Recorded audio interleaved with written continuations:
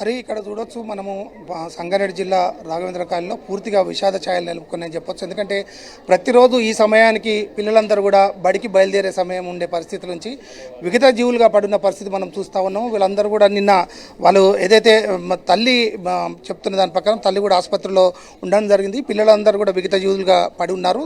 అయితే ముఖ్యంగా food poison మూలాన చనిపోయినారని చెప్పినప్పటికీ కూడా పూర్తి స్థాయిలో ఇది ఏ విధంగా జరిగింది అనే విషయానికి సంబంధించి కనుక చూసుకుంటే ఇప్పుడే జిల్లా ఎస్పీ గారు వచ్చి విచారణ చేపడతా ఉన్నారు. ఫోరెన్సిక్ నిపుణులు రావడం జరిగింది.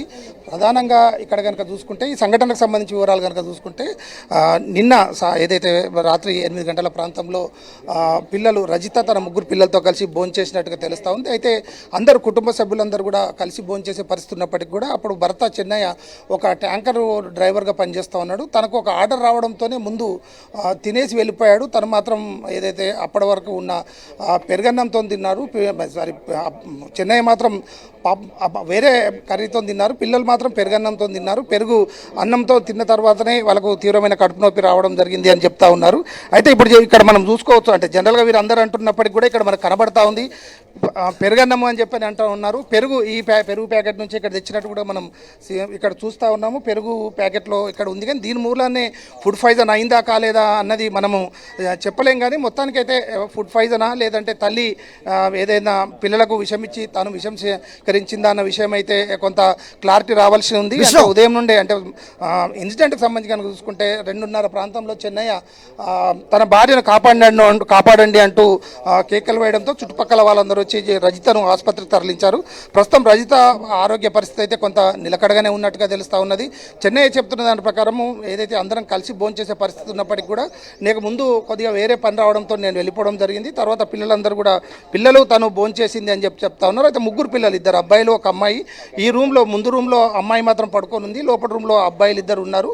వాళ్ళిద్దరు కూడా చనిపోయిన తర్వాతనే రజిత తన కడుపు నొప్పి వస్తుందంటూ చెప్పి తన భర్తకు చెప్పిందా. ఇందులో ఇంకొక ప్రధాన అంశం ఏంటంటే పిల్లలకు తీవ్రమైన కడుపు నొప్పి వస్తున్నప్పుడు అసలు చెన్నై ఎక్కడున్నాడు, చెన్నై ఎందుకు వెంటనే హాస్పిటల్ చికిత్స తీసుకెళ్లడం కోసం ప్రయత్నం చేయలేడు అన్న అంశం కూడా కీలకంగానే మారింది. ఎందుకంటే రజిత తనను కాపాడండి అని చెప్పినప్పుడు చెన్నై చుట్టుపక్కల వాళ్ళందరూ కలిసి కూడా చెన్నైతో పాటు రజితను దగ్గరే ఉన్న హాస్పిటల్లో తరలించారు. రజిత మాత్రం ఏమంటుందంటే మేము పెరుగన్నం తిన్న తర్వాత పిల్లలు తీవ్రమైన కడుపు నొప్పి అని అన్నారు. తర్వాత పిల్లలు తీవ్రమైన అనారోగ్యానికి గురై చనిపోయారు అని చెప్తా ఉన్నారు. మొత్తానికి ఈ సంఘటనకు సంబంధించి కనుక చూసుకుంటే పూర్తిగా విచారణ చేపడతా ఉన్నారు పోలీసులు. హృదయ విదారకంగా ఉంది.